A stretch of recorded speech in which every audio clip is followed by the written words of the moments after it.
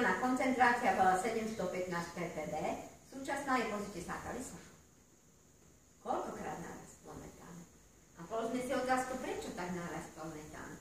Jedna vec sú smetiská a druhá vec je ťažba. Totižto musíme sa brániť proti tomu, aby sa ťažilo v permafroste a aby sa ťažilo v Severnom ľadovom oceáne. Totižto neviem, či viete, čo je to CH5. CH5 sa objavilo prvýkrát, keď sonda Galileo išla a na niektorých tých vzdialených planetách našla čosi, čo povedali, že to je kovový vodík. Takže vodík neexistuje v tuhom skupenstve.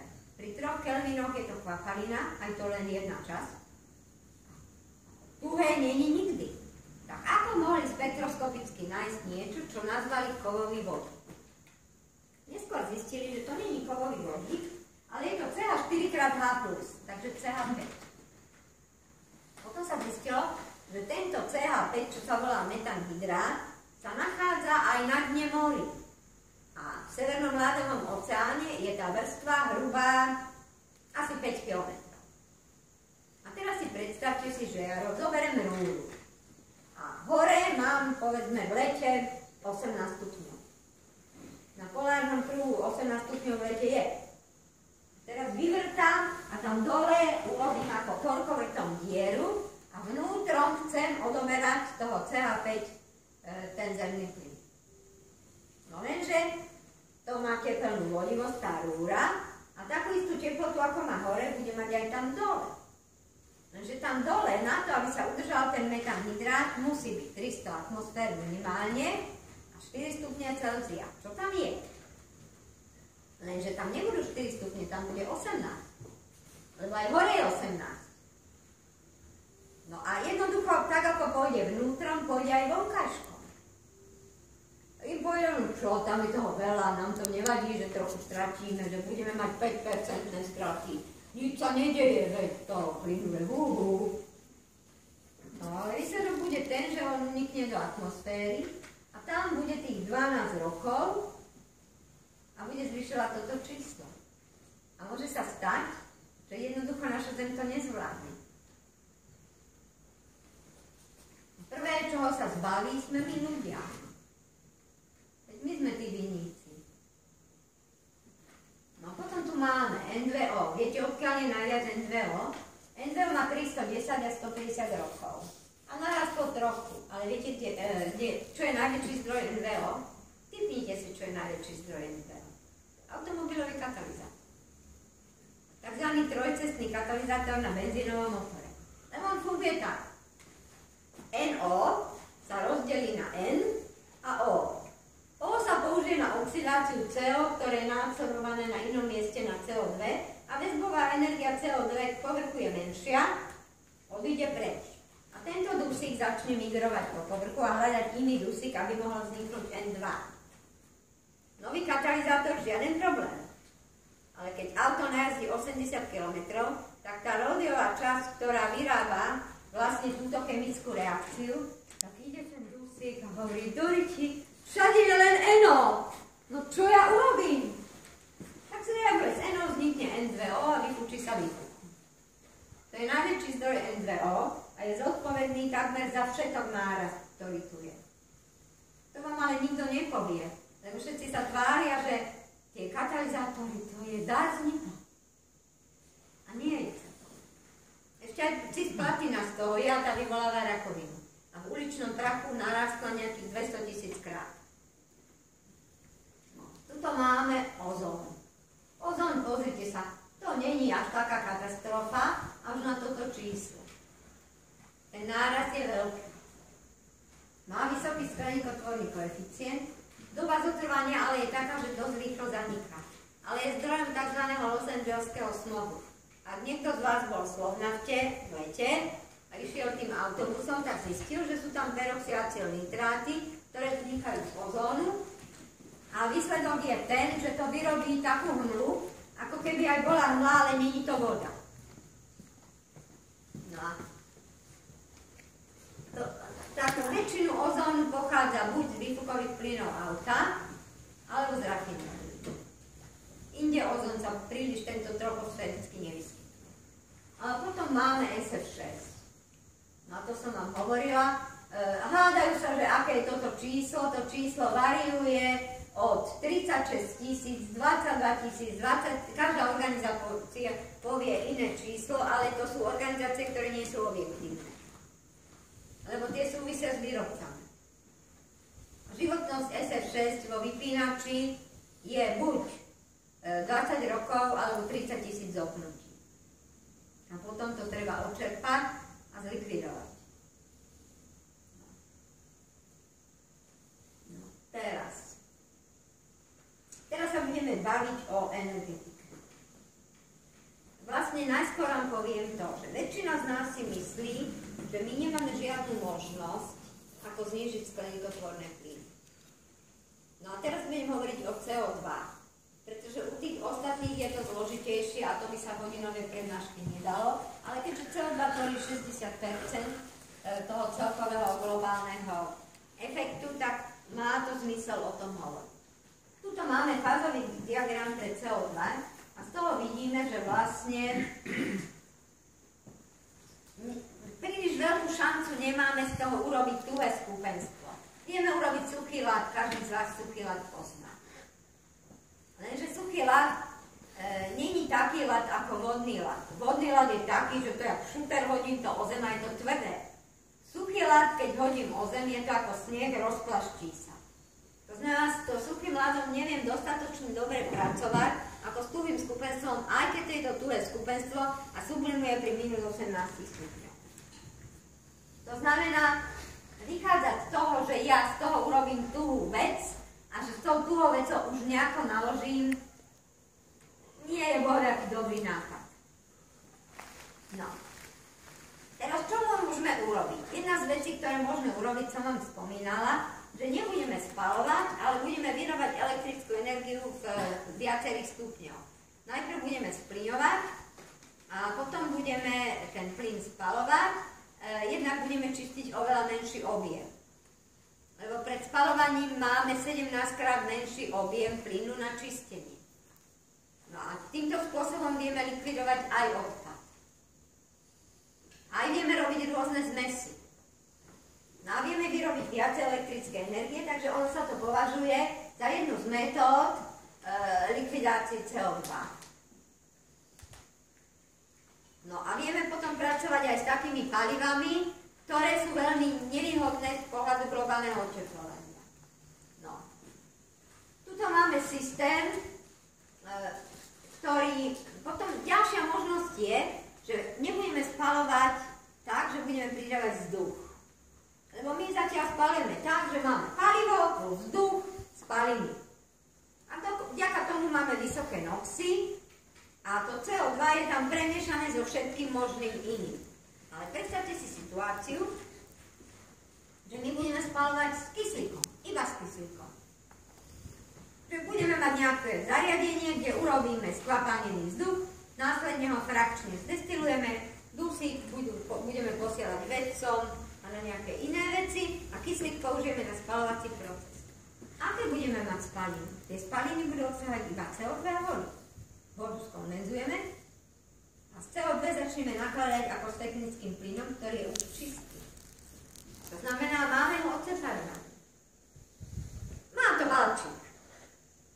Ako často pri takýchto prípadoch býva. Spaľovacia teplota v takomto systéme je 2600 stupňov. Mali by sme hovať súčinnosť, lebo spaľovacia teplota vlastne máme Q sa rovná mc delta T. Keď delta T bude 2600 minus 20, ako veľa energie získame. Ale ktorý kotel vydrží 2600 stupňov? Je tu taká možnosť, pochopiteľne, vydržať tieto vysoké teploty, ale bude to oveľa drahšie. No a pokiaľ o návrhu zariadení budú rozhodovať tí ľudia, ktorým ide iba o peniaze a nemajú žiaden iný cieľ pre život, tak stále budeme spaľovať so vzduchom. Takže toto by bola jedna zaujímavá možnosť, ale musím povedať, že Číňania na tom intenzívne pracujú a a už vymýšľajú systémy tzv. Viacvrstvových tepelných izolácií, že majú nejakú objekt a teraz budú tam dávať 5 vrstiev rôznych izolácií, lebo nie je dôležité to, aby tá izolácia vydržala iba vysokú teplotu, ale ona musí vydržať gradient teploty. To znamená, že na jednej strane bude mať 2600 stupňov a na druhej strane bude mať rôzne chladenie. A bude musieť vydržať rozdiel teplot 2000 stupňov na hrúbke povedzme 10 cm. Ale existujú také materiály, napríklad SI3N4.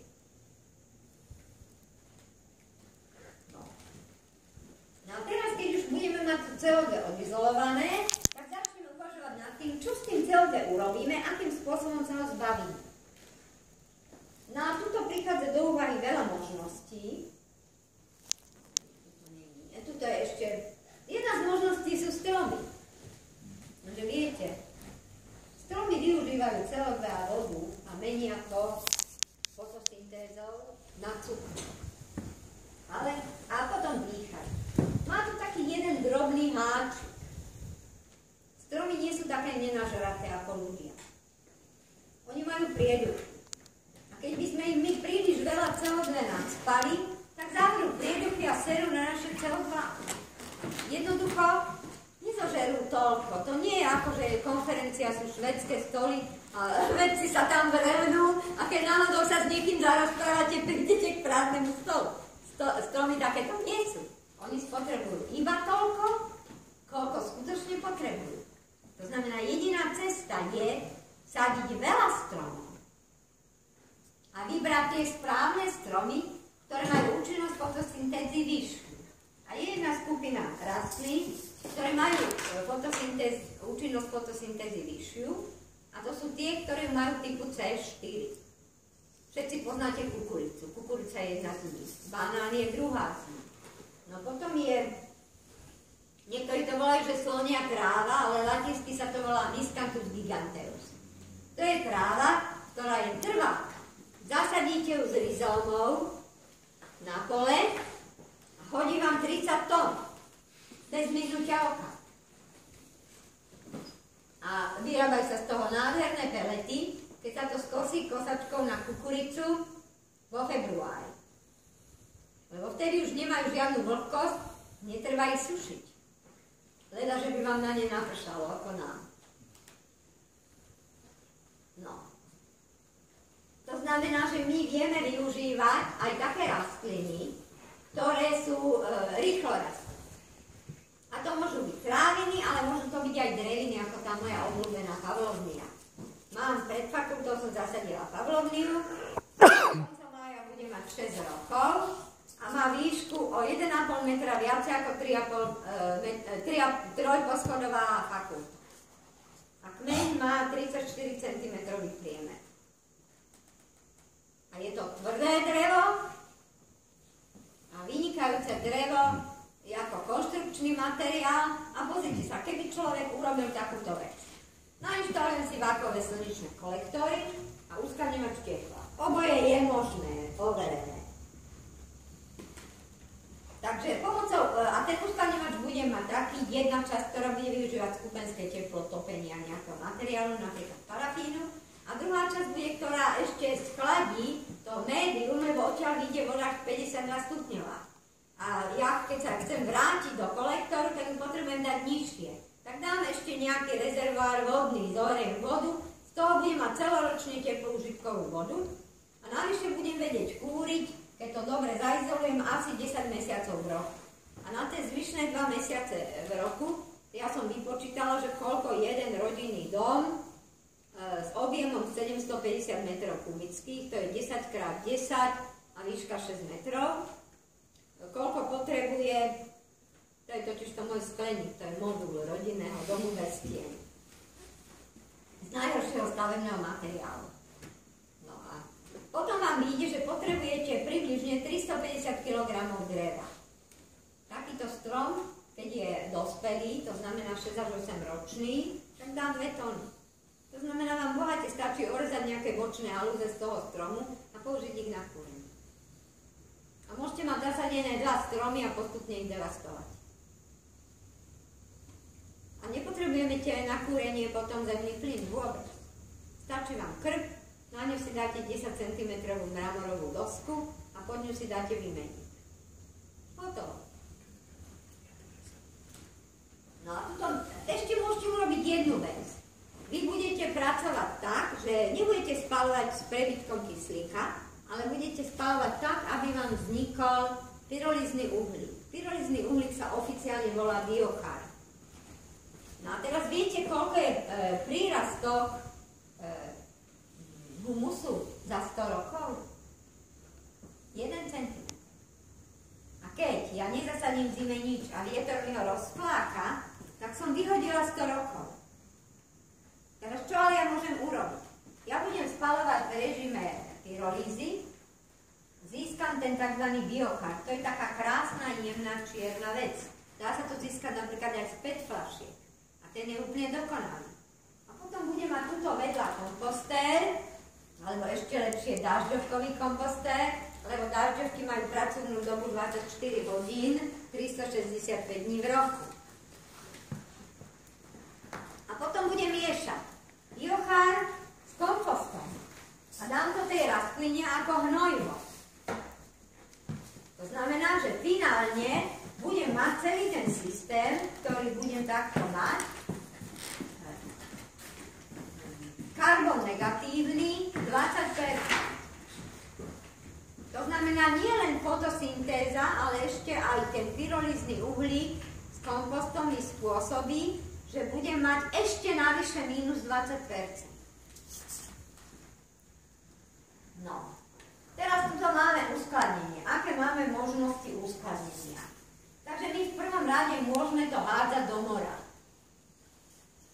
Tu sú dve možnosti. Jedna možnosť, že urobíme suchý ľad a ten suchý ľad napekujeme, natlakujeme, vytvoríme kocku a teraz prídeme s loďou a budeme to z tej lodi hádzať dole.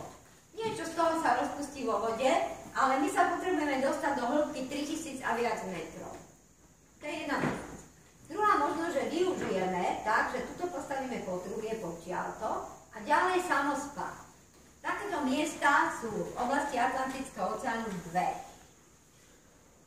Jedno je v oblasti Gibraltáru a druhé je Bermudský trojuholník.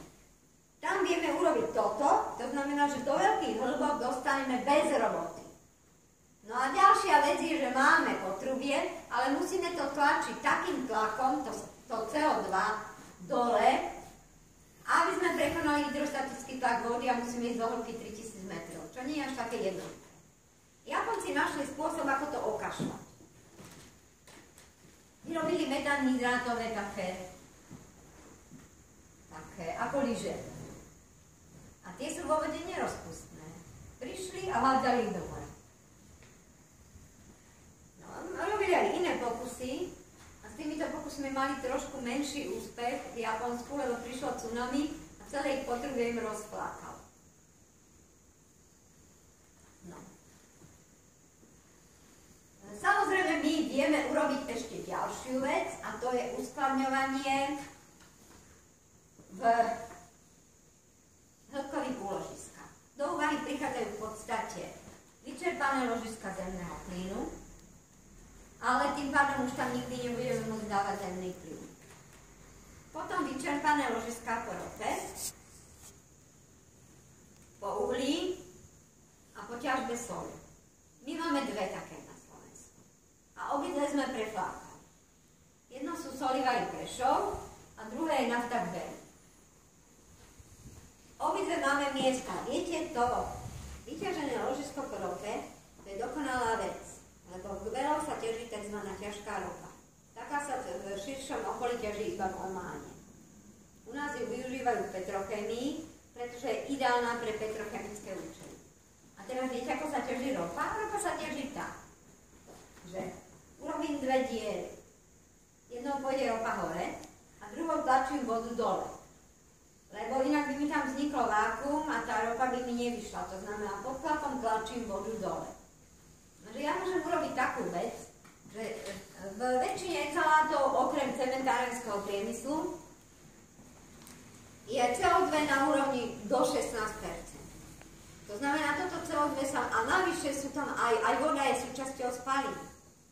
To znamená, keď ja znížim teplotu pod 43 stupňov, čo je rostný bod, tak mi vznikne vlastne voda, ktorá je obohatená o exhalát. Nič nemusím čistiť. Jednoducho to natlačím do toho ložiska, v ktorom sa ťažila ropa a je to tam. A za 4 roky, teraz sú tam baktérie, ktoré usilovne pracujú v tom ložisku, lebo predtým tú ropu vytvorili.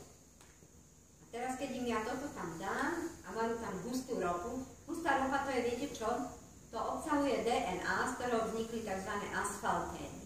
Je to niečo ako puding. Nie je to ako asfalt, je to rečie ako asfalt, ale je to také husté, že sa to nedá dostať na povrch. To už je nevyťažiteľná zložka.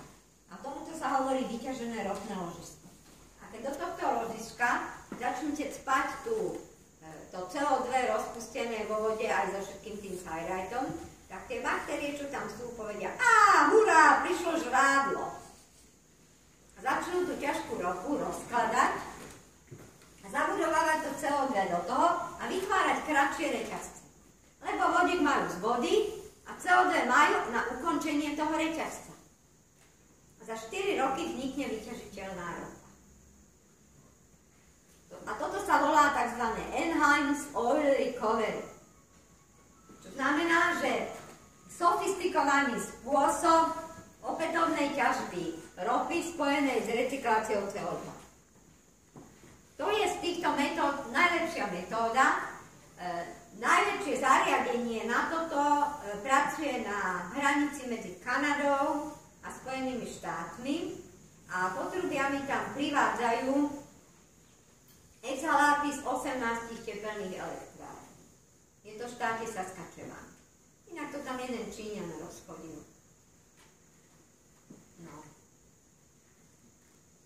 Potom máme samozrejme možnosti pestovať rôzne typy rastlín. Jedna z veľmi zaujímavých možností je pestovať rastliny vo vode. Totižto rastliny vo vode rastú 7-krát rýchlejšie ako rastliny na súši.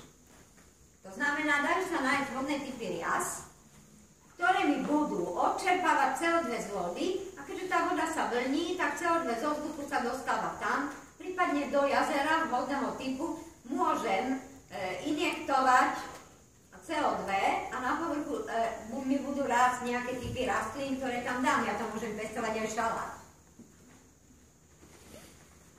Takže tomu sa hovorí hydrokultúra. Ale hydrokultúra nie je iba, že sa chovajú tam ryby. Aj toto patrí medzi hydrokultúru. No. Tuto máme taký systém, ktorý nám hovorí, že najskôr musíme zachytiť, to je capture. Potom máme možnosti predspalovania, tým sa myslí pyrolíza. Potom máme spalovanie s kyslíkom. A potom máme nejaké potrubie, ktorým transportujeme do konečných úložísk. A tá metóda konečného uloženia sa volá storage.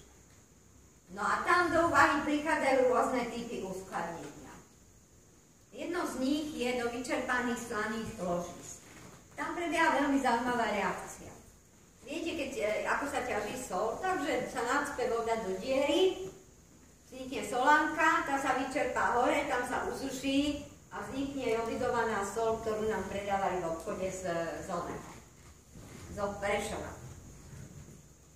Tam je 13 potenciálnych úložísk na CO2 a vzdialenosť Vojan odtiaľ je menšia ako to, čo sme museli postaviť na revers na Ukrajinu.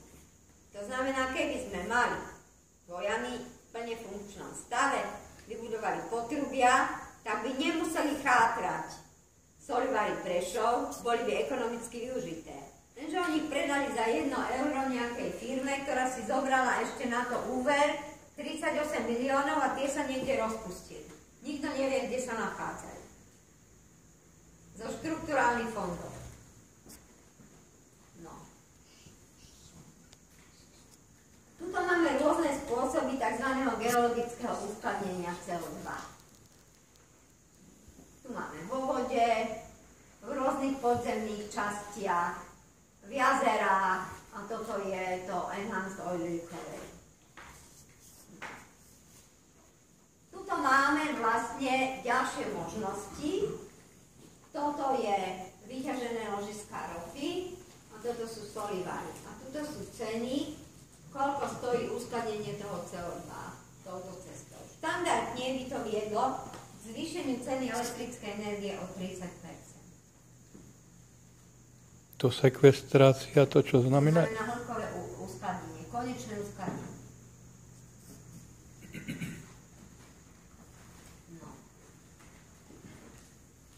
No, tuto máme oceán. S oceánom je trošku problém, lebo pokiaľ budú existovať veľmi silné príboje, tsunami a ďalšie efekty, ktoré idú až vhodne, tak treba veľmi sofistikovane vyberať miesta, kde to budem ukladať. A ešte nie je uzavretý problém, že či je plusom alebo mínusom uskladňovanie hĺbkových morí.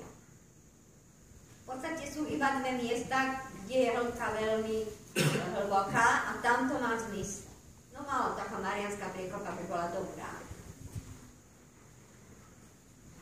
No. Každopádne treba ísť do veľkej hĺbky, lenže nárast tlaku je veľký. Čo to ešte má? No a teraz prídeme k druhej veľkej skupine. Samozrejme, znižovať globálne oteplovanie a skleníkové plyny je nielen technologická vec. Je možné jednoducho prejsť a začať využívať väčší podiel obnoviteľných zdrojov energie. No a tuto máme vlastne možnosti premeny slnečnej energie.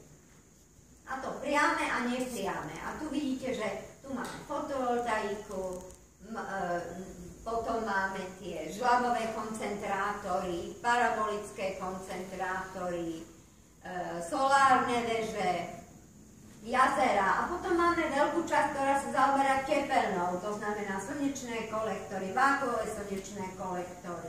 No a potom máme mechanické, že budeme nepriamo využívať slnečnú energiu ako energiu vetra.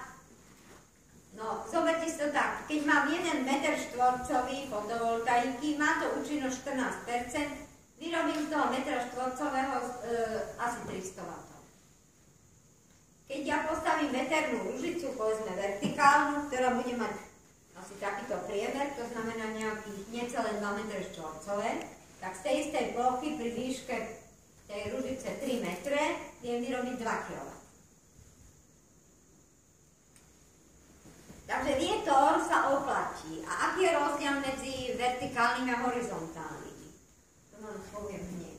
No, potom vieme pasívne využívať slnečnú energiu. Pasívne využívanie znamená, že postavím si dom takým spôsobom, aby som znížila všetky možnosti strát energie, aby som šetrila na vykurovanie. To ale neznamená, že ho obložím ako škatulu polystyrénu. To nie je, ale pasívny dom môžem urobiť tak, že celý ten dom má vnútro a ho obalím sklom.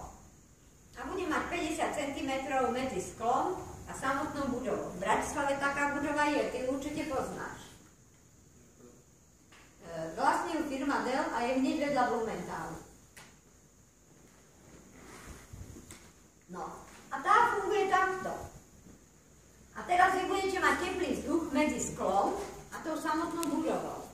A ten teplý vzduch potom prevediete na teplú ložu a tu môžete uskladňovať. Ale navyše môžete urobiť aj takú vec, že v tej časti medzi sklom a domom budete pestovať nejaké rastliny, ktoré vám to čiastočne odtieňa. Ešte jedna taká budova je, to bola pri Balnaxe a vlastní ju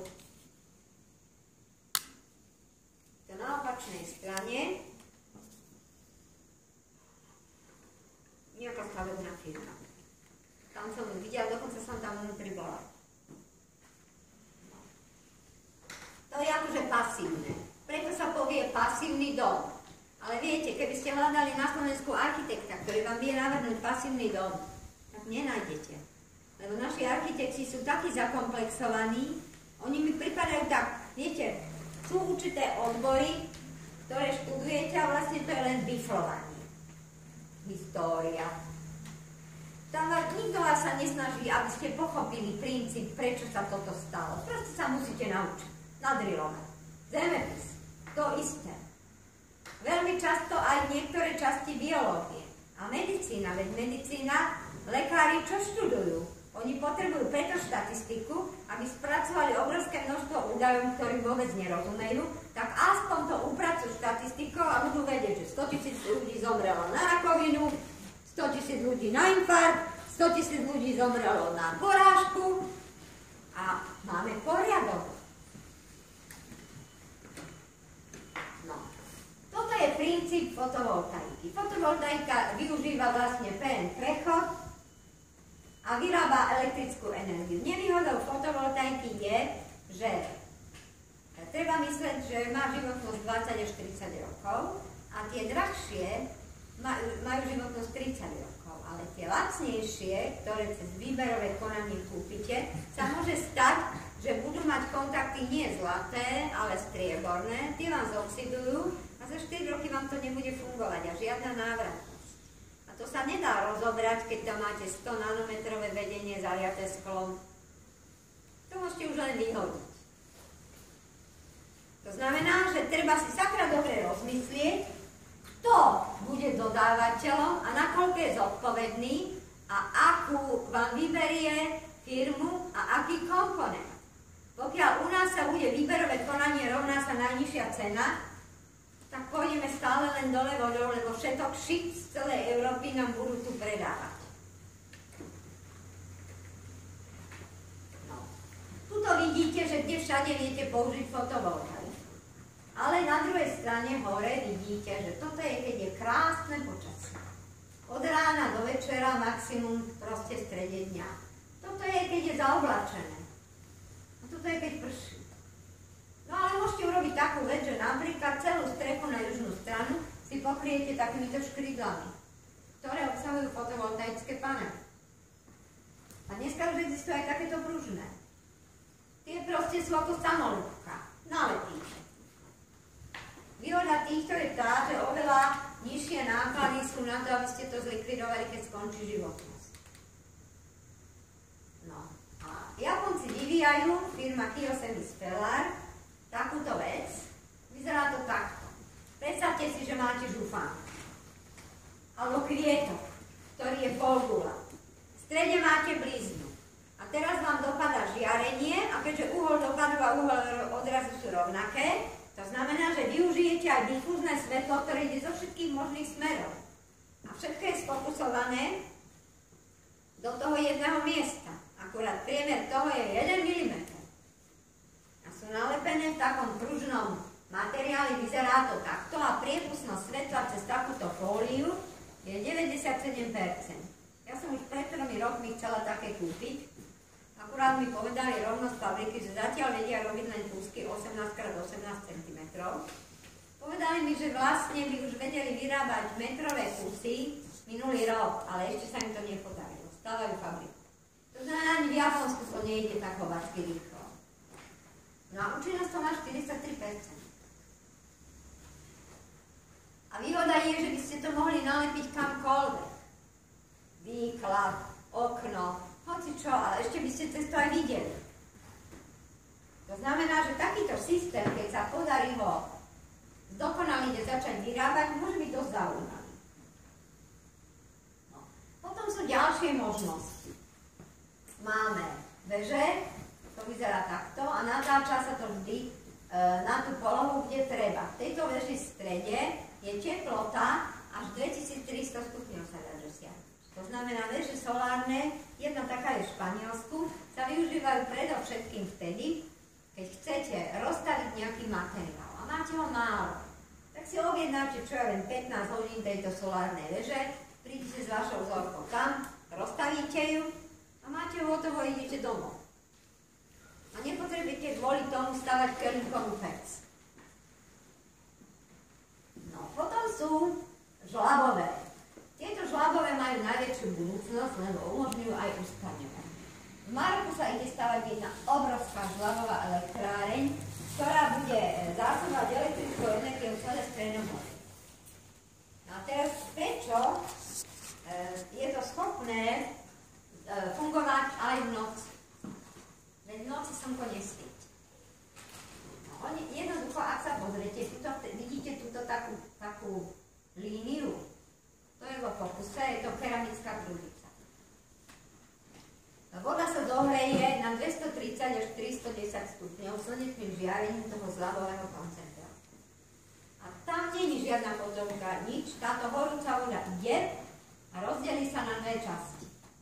V piesku je piesok má vynikajúce teplnoizolačné vlastnosti, je tam obrovská nádrž, do ktorej tá horúca voda ide. Polovica sa uloží. A z druhej polovici v párnej turbíne sa vyrobí elektrická energia. No a v noci sa bere tá uložená. A tento systém je zo všetkých systémov, ktoré využívajú slnečnú energiu na výrobu elektrickej energie najdokonalejší.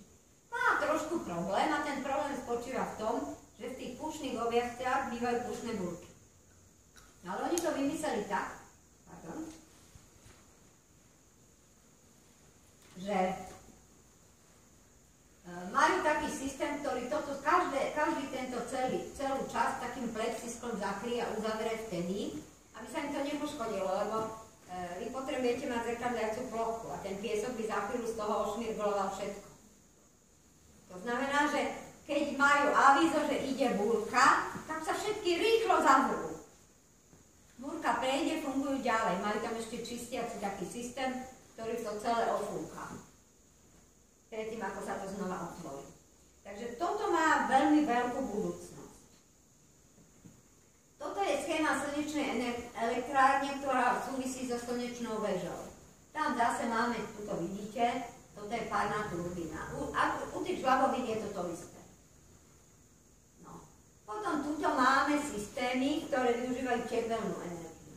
Toto sú planárne slnečné kolektory pod tým odporúčaným úhlom. Úhol pre Bratislavu je 42 až 45 stupňov. Ale nikomu ho neodporúčam. Dôvod je, a samozrejme vákuové slnečné kolektory, toto je typ heat pipe.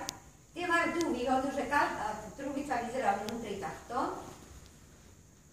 Každá trubica tuto hore je také čosi, čo vyzerá ako hrable a tam nasadíte tú jednu trubicu.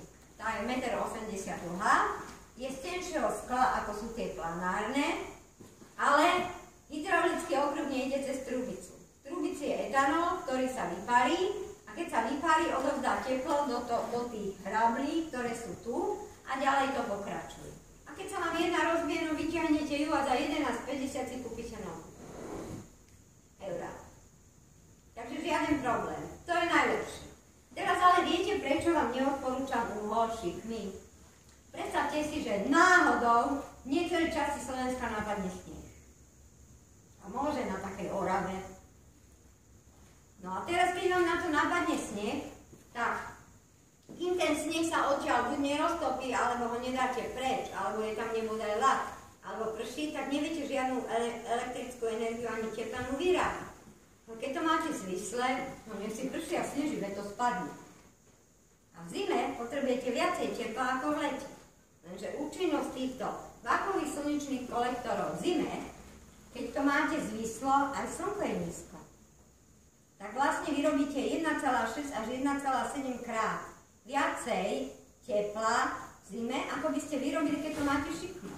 No a v lete vyrobíte iba 0,8 z toho, čo by ste vyrobili, keď by ste to mali pod správnym uhlom. Ale v lete vám je to na nič. Lebo väčšinou v lete máte obrovský nadbytok tepla. Samozrejme, keby ste chceli využiť takéto kolektory, tak na 60 trubíc budete potrebovať uskladňovač, napríklad parafínový uskladňovač, ktorý bude mať objem 1,6 m3 a ešte k tomu asi 2,5 kubíkový vodný uskladňovač. A keď ich obidvoje dobre zaizolujete napríklad novasilom a umiestnite na vhodnom mieste, najlepšie vo vnútri domu a nie vonku, aby straty vám kúrili, tak v podstate 10 mesiacov v roku máte zabezpečené kúrenie a celoročne teplú užitkovú vodu. A keď si pozriete na svoje účtovníctvo, tak zistíte, že za teplo platíme 2-krát toľko ako za elektrínu. Lenže stále ešte my sa na teplo pozeráme ako na niečo, ako keď nám rozprávali tú aféru o CO2, že predával sa veď iba teplý vzduch. CO2 poukážky. Veď iba teplý vzduch predávali, oni neurobili nič zlého. No. Samozrejme, slnko vieme využiť na iné zábavné veci, napríklad tuto. Ak si pozrite, tu je panviča, na ktorej si môžete urobiť voľské oko, keď máte takýto.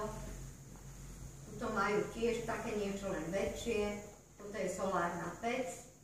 Toto je solárny destilátor vody a získavanie vlastne zo slanej vody alebo z racemickej vody v puštných oblastiach chladkú vodu. No. Potom dôležité je aj uskladňovanie energie. Vynikajúcim zdrojom elektrickej energie sú vodné elektrárne a to môže byť také, že máte jazero a využívate potenciálny rozdiel a výšku tej vody. Potom môžete mať prietočné, to je toto, a môžete mať také, že hore máte nejaké jazero, ktoré je úplne oddelené od toho dolného, v našom prípade napríklad Liptovská Mara, Čierny Váh, kde vieme uložiť žiaľ iba na 8 hodín. Lebo kapacita tej nádrže je taká, ako súčet celej Vážskej kaskády, Oravskej priehrady a Liptovskej Mary. Ale keby sme teraz nemali žiadnu inú elektrínu a chceli by sme využívať len tú z tej prečerpávačky, vydržalo by to 8 hodín. Optimálny čas je 3 až 5 dní. Mať proste také úložisko elektrickej energie, ktoré vydrží 3 až 5 dní. To znamená, takýchto by sme potrebovali viacej. Ale sú aj možnosti také, kde sa postaví veľký súbor malých.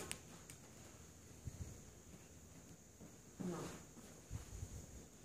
Teraz my samozrejme môžeme používať rôzne typy turbín.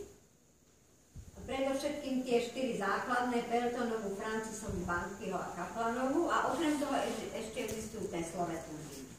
No a pokiaľ by ste chceli stavať, no Kaplanové turbíny sa používajú vtedy, keď máte veľkú nádrž, napríklad Oravskú priehradu. Potom tieto Peltonové, tie sa používajú vtedy, keď máte veľký prietok. Tu máme na Dunaji. No potom Francisové u nás nemáme nikde a tieto Bankyho sa dajú použiť vtedy, keď chcete malú vodnú elektrárnu. No. Teraz prejdeme na vietor. Štandardne sa používajú 2 typy veterných ružíc. Jedna je tzv. Horizontálna, to znamená, že tu máte tú vrtuľku, generátor a máte to na nejakom skúše. Aké nevýhody majú horizontálne veterné ružice? Neviem, či ste sa pozerali, ako oni fungujú. Teraz, pokiaľ je štandardný vietor, že fúka 15 hodín z jedného smeru, žiaden problém. Ružica sa natočí na ten smer a všetko využí. Ale keď napríklad ste v oblasti ako mesto, alebo blízko mesta, alebo vyššie objekty, máte veľa turbulentného a náražového vetra. Teraz ružica chudiera sa natočí, príde sem a prestalo fúkať. Zase sa natočí, príde sem a zase prestalo fúkať. To znamená, krúti sa okolo vlastnej osy a nie vyrobiť elektrickú energiu. Keď ale máte horizontálnu veternú ružicu, tak tá je stranou symetrická, točí sa okolo zvislej osy a nech si fúka odkiaľkoľvek. Žiaden problém.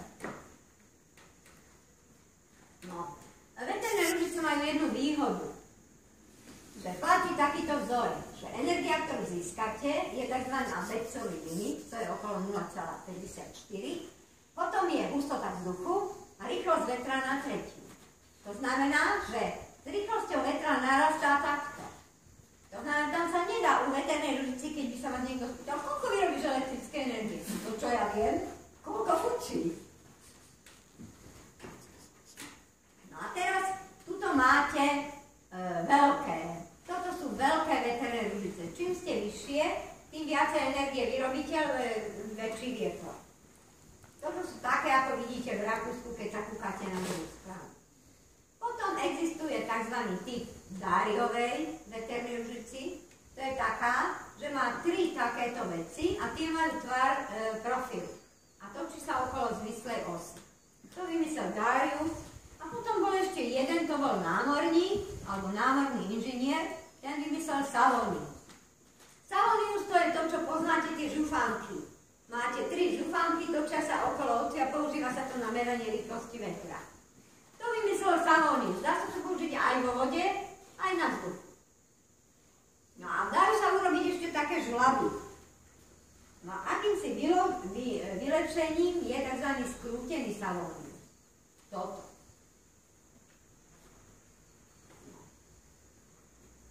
A tuto máte rôzne typy vertikálnych veterných družíc.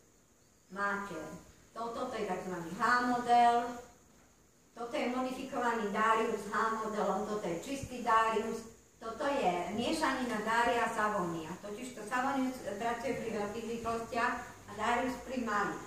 Keď to skombinujete, tak viete podchytiť s vysokou účinnosťou veľkou, širokú oblasť rýchlosti vetra.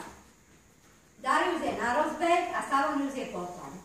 Toto sú modifikácie Savonia, takéto alebo takéto. No.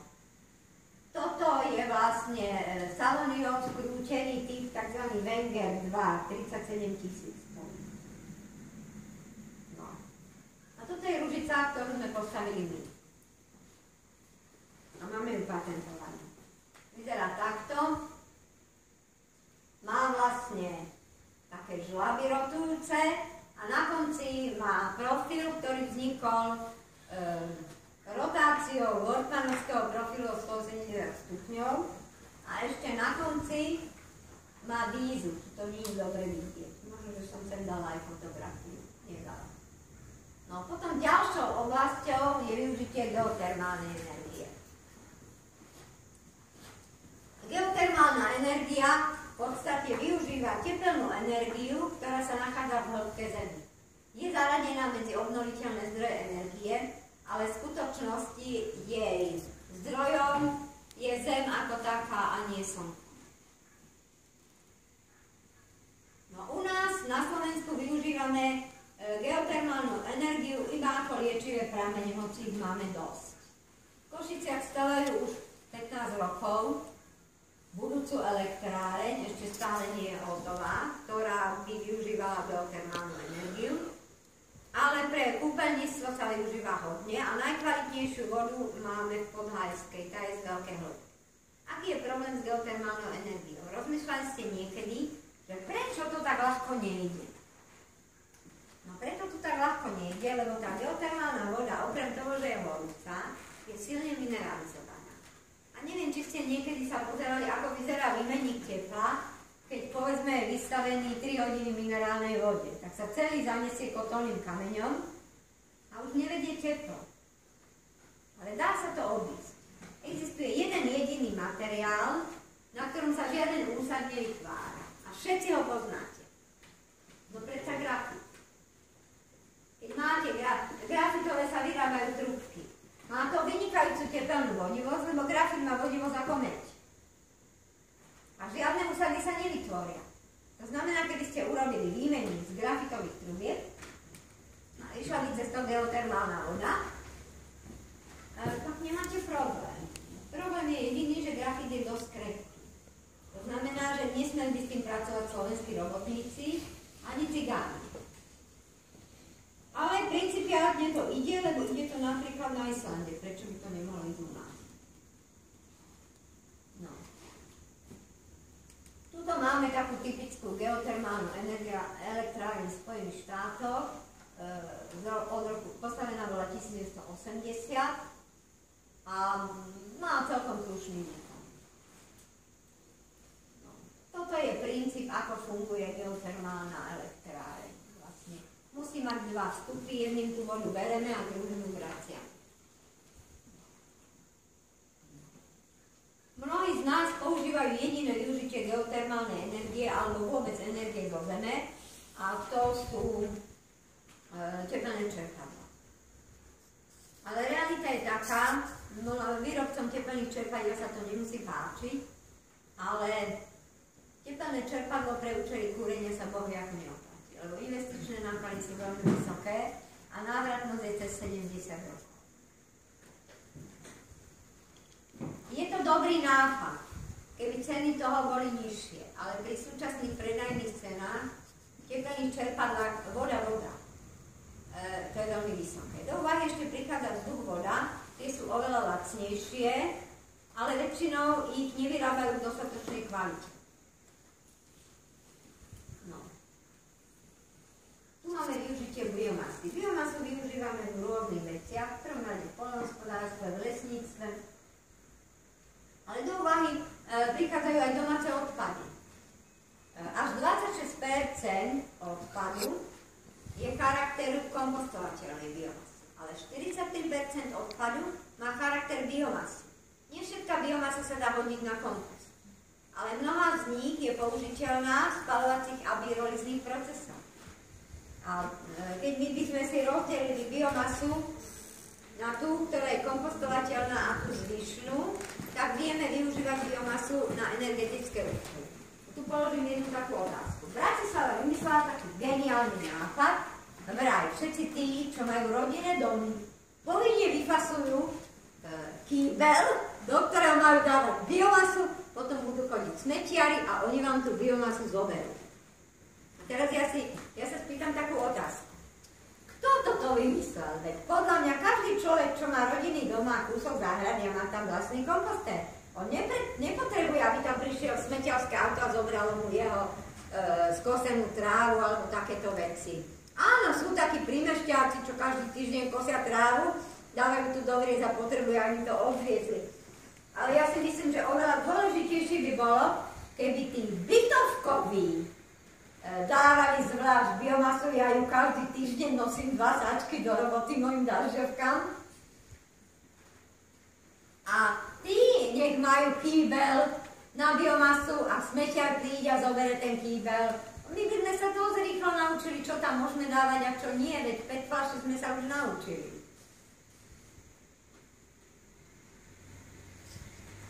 Takže, no. Teraz na suši, tu máme, že koľko je biomasy v dispozícii na Zemi. Na suši máme 1800 miliard tón, z toho hmotnosť lesu je 1600, hmotnosť biomasy na jedného obyvateľa je 400 tón.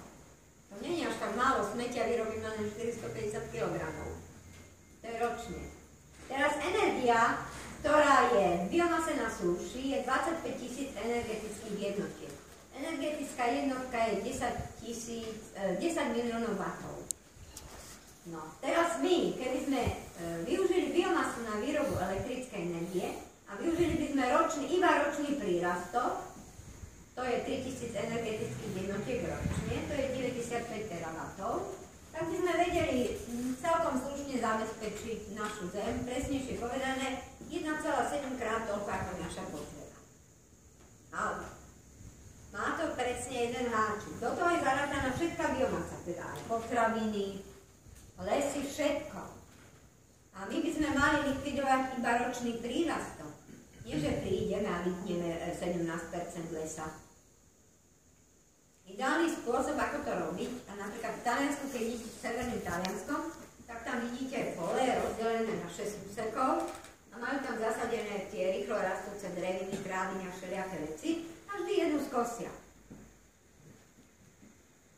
To znamená, ak by sme chceli zabezpečiť ten ročný prírastok v dostatočnej hodnote, tak by sme mali sadiť a nie zakazovať sadiť biomasu na energetické účely. A ešte vám začnú rozprávať, že nemôžeme sadiť, lebo by sme ohrozili potravinovú bezpečnosť Slovenska. Na tým sú tak rozmýšľa, prídete do obchodu a zistíte, že 70% tovaru, ktorý papáme, je z cudziny. Tak aké ohrozenie potravinovej bezpečnosti? Idete hoci kde na vidiek a zistíte, že sú tam obrovské množstvá polí, kde sa nedieje nič. Rastie burina. A ešte slovo burina, to je veľmi pejoratívny názov. Ja by som to volala, že rastú liečivé rastliny. Lebo taká púpava, nevedza. Takmer každá rastlina, ktorá okolo nás je na niečo liečivá. Napríklad nevedzové lupienky sú na to, keď vás niekto zmláti, máte opuchnuté oko, tak si to na to dáte a za 2 dní vám to odpuchne a za pár hodín vám to odpuchne, takže sa môžete ukázať pred susedom. Alebo keď sedíte hodiny za počítačom večer, máte opuchnuté oči ako králik, tak si uvaríte čaj s lupienkou z nevedze, priložíte na oči a za 20 minút môžete znova robiť. Červený mak. Viete, na čo je červený mak? Čaj alebo extrakt červeného maku sa používa na bezbolestný pôrod.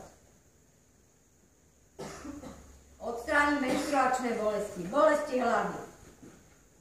Rozmarín odstraňuje bolesti hlavy. Púpavový koreň je najsilnejšia slovenská protirakovinová rastlina. To znamená, keď niekto mi povie, že ho sere, že na blbom trávniku, tráva je snad najneužitočnejšia rastlina, ako existuje, má 4 púpavy. A že on potrebuje Roundup tam nakydať, tak si vždycky poviem, vieš môj zlatý, keď dostaneš rakovinu, tak ti treba, lebo Roundup je rakovinotvorná látka. No, teraz ideme, tu máme zloženie biomasy chemické. Máme tu vlastne celulózu, škrob, lignín, to sú hlavné zložky. Celulóza sa líši od škrobu tým, že v tomto mieste sa tie dve zložky viažú tak, že je to pole trans. To znamená, vznikne z toho rovná línia. Škrob sa viaže na tom mieste v polohe cis, to znamená, že vždy sa o takýto kúsok ohne a vznikne také klbko. A preto škrob má zrniečka. Tie zrniečka sú vlastne 30 000 takýchto jednotiek, pokrútených do takej hrčky. No a lignín to lepidlo. Lignín má najvyššiu výhradnosť z celého dreva. Lebo z neho unikajú také látky, ktoré majú asi 3-krát vyššiu výhradnosť, ako má celulóza, teda tá drevná časť. To znamená, keď oni ošúpú to drevo a tú kôru tam nehajú nahádzenú, tú najcennejšiu vec tam nehajú tak.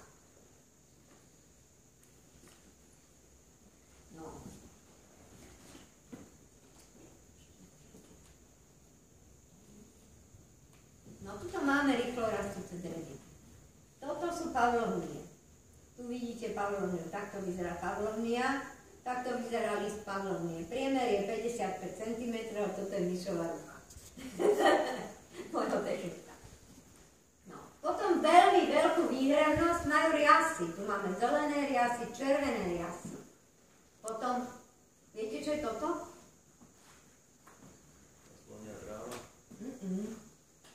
Konope. Konope, keď zasadíte konope, tak aviedna ho viete využiť na textil. Bola kedy konopné gate na Slovensku sa bežne šili. Ale výhradnosť konope je, viete, aká vysoká? Až 28 MJ na kilogram. To je veľmi vysoké číslo. A z jedného hektára máte 42 tón.